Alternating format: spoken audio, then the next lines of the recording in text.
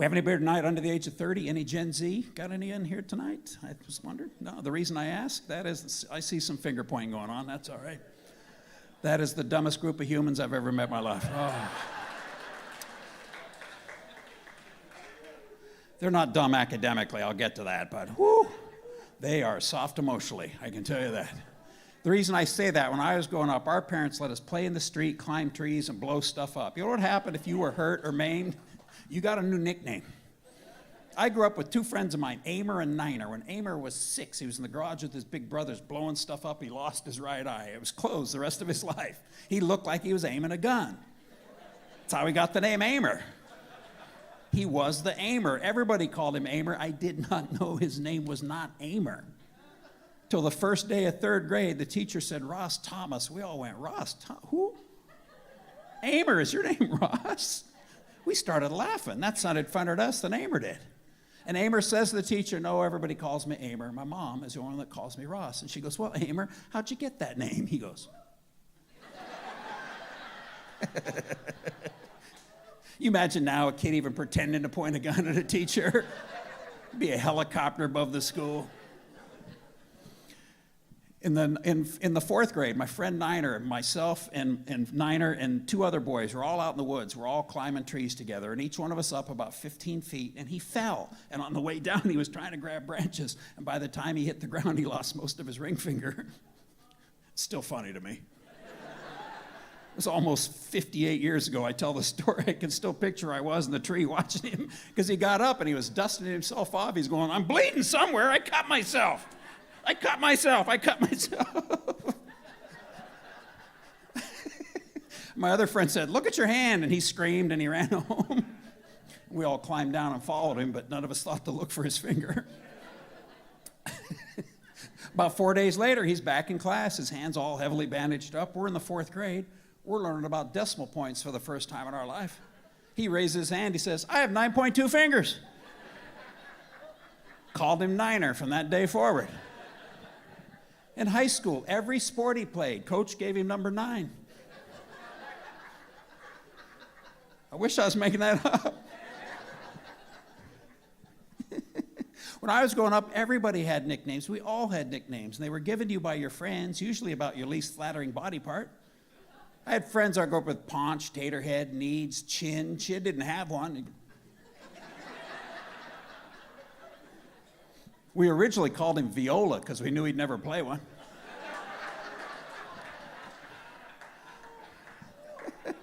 It's okay, it was 50 years ago, relax. I had another friend named Mongo because at the same time he had mono and gonorrhea.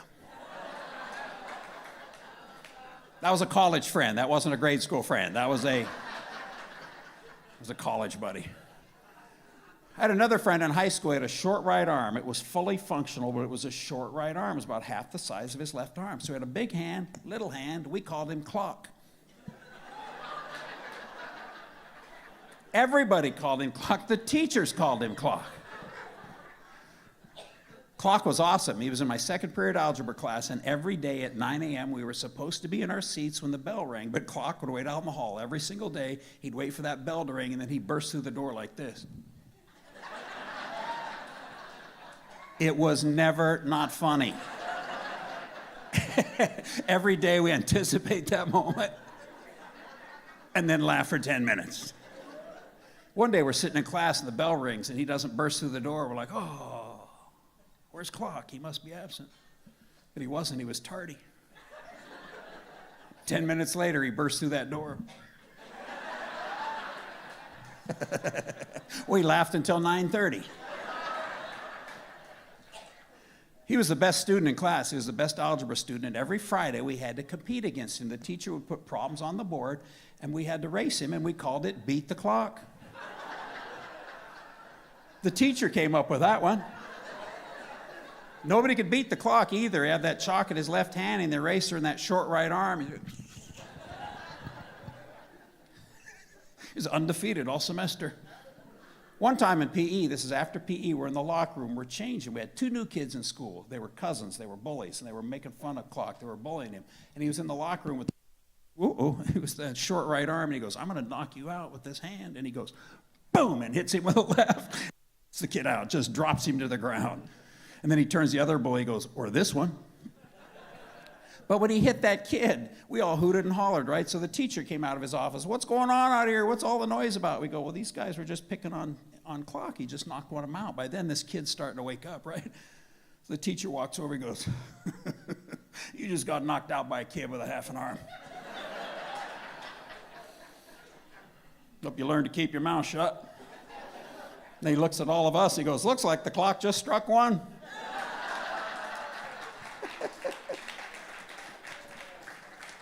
He turns the other bully and goes, I don't care if he strikes too. That was the end of it. Walked back in his office. Nobody got in trouble. Did you guys see this? About a year ago, the Pentagon, this is staggering, this is sobering. The Pentagon about a year ago said 77% of Gen Z is ineligible for the military due to police records or obesity. 77%. You know what that means? We got any millennials in here? If we have a war, you're getting called up. They're going to tell you you're fighting for family, freedom, and fat kids back home. Gen Z, maybe we should call them Gen XXL.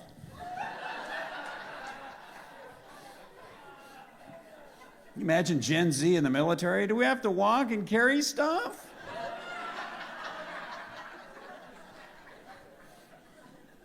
I was homeschooled. We did PE on a laptop.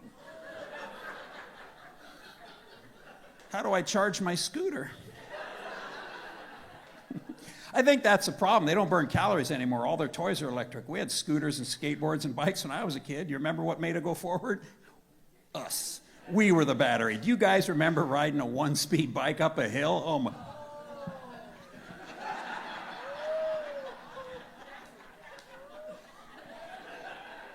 It was either that or jump off and push it. Either way, you were burning calories.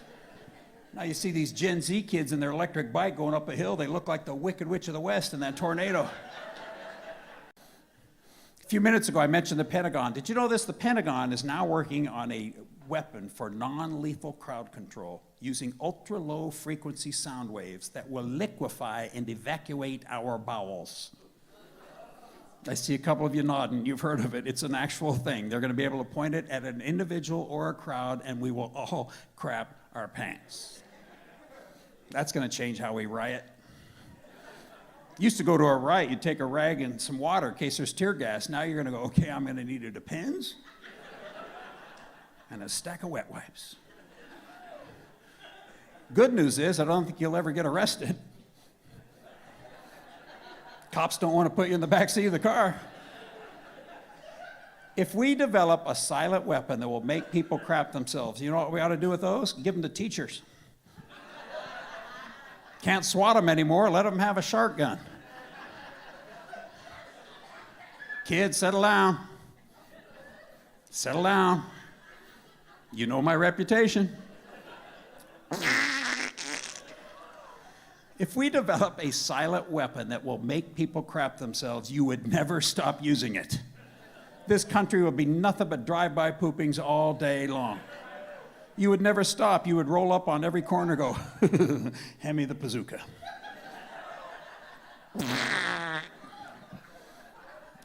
If we develop a silent weapon that will make people crap themselves, watch the Second Amendment people go, we need gun control.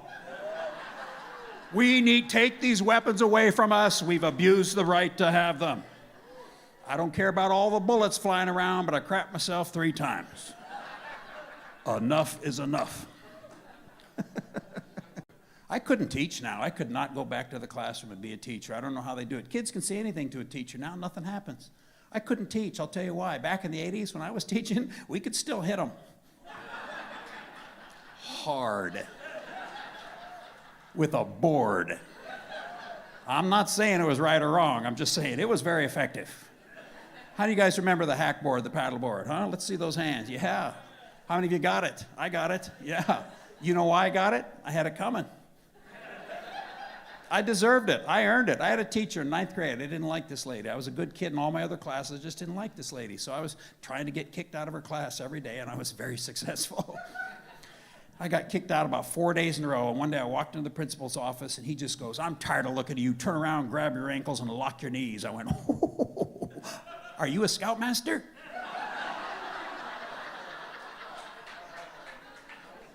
That didn't make him feel any better. He took that board off the wall and he teed me up like a par 5, man. Not as like in your building, our building, that board hit that 14-year-old butt. It sounded like a gunshot. You could hear it through the whole building. Bam, everybody would go, somebody just got one. And then you had to walk back to class down the hall. All the classroom doors are open, so everybody's looking to see who was making that walk of shame. I stopped in the bathroom on the way back to class. I went into the bathroom, I pulled down my pants, I looked in the mirror, I went, oh, I've never seen that color. And you know what I did when I got back to class? I shut my mouth. You win, Mrs. Yount. You'll hear nothing from me the rest of this semester. And I think we also know what happened to my duck butt. I'm pretty sure it was there when I walked in. Don't put so many pillows on the bed. How many pillows do we need on a bed? 2 heads, 2 pillows. That's all we need on there. I'll bet every bed here's got 8 or 10 pillows. Am I right, fellas? Yeah, it wasn't your idea to put them there, was it, guys? What do you do when you go to bed, guys? You grab 3 of them, you throw them right on the floor. You got to lay down somewhere. If you put your head on pillow number 3, your feet are 1.5 feet off the end of the bed. Just grab them and throw them on the floor.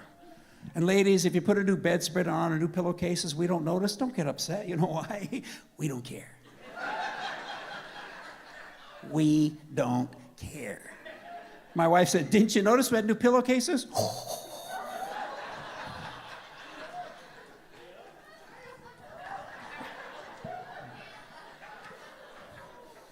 I heard a couple having this exact argument down the aisle from me several months ago at this home decor store, and the guy was really being mean to his wife in public. He was yelling at her, cussing at her, very inappropriate, very uncomfortable, and he's yelling at her. He's going, I don't know why we're spending all this money on these unnecessary decorations. We do not have any extra money for these unnecessary decorations. The window treatment, the Vlance, a waste of money. I'm like, that's enough, right? A few minutes later, I'm out in the parking lot. I'm getting ready to leave. They come walking out together. They go over to his pickup truck that's jacked this high off the ground with big knobby tires, a chrome roll bar, chrome running board, every piece of custom equipment you can put on a truck. I roll down the window and go, hey, man, like your truck. He goes, thanks, bro. Well, it looks like you got that thing covered in unnecessary decorations. And I made eye contact with her, and I know she would have married me. I have never seen such love in a woman's eyes. I will tell you a little bit about myself. I am recently a widower, if everything went as planned.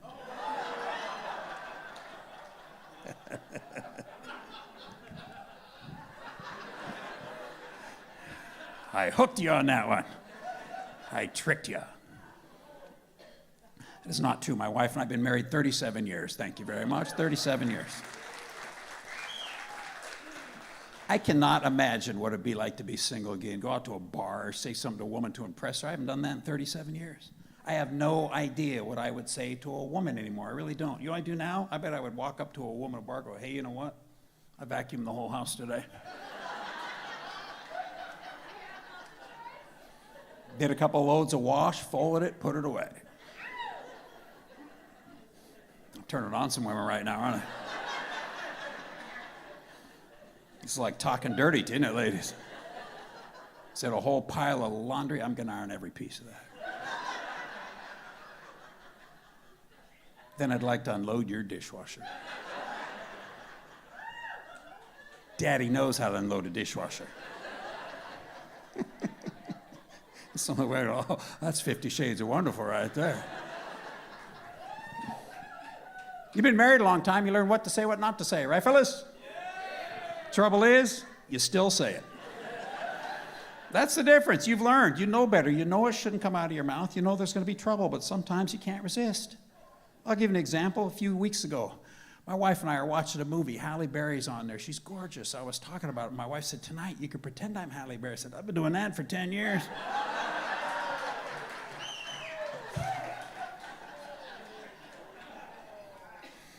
That's an incorrect answer, my friends.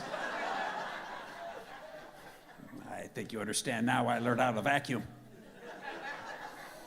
You've been together a long time. You try and keep things spiced up. You try and be romantic. You try and say things flirtatiously, but